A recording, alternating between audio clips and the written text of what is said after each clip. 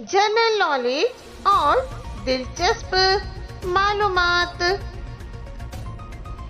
हिंदुस्तानी रुपये का निशान किसने इजाद किया?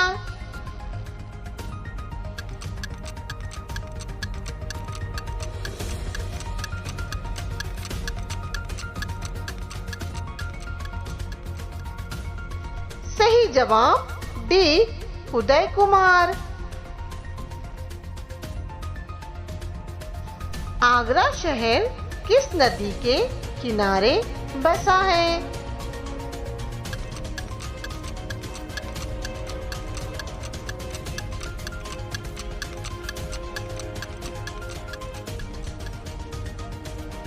सही जवाब जमुना नदी के किनारे।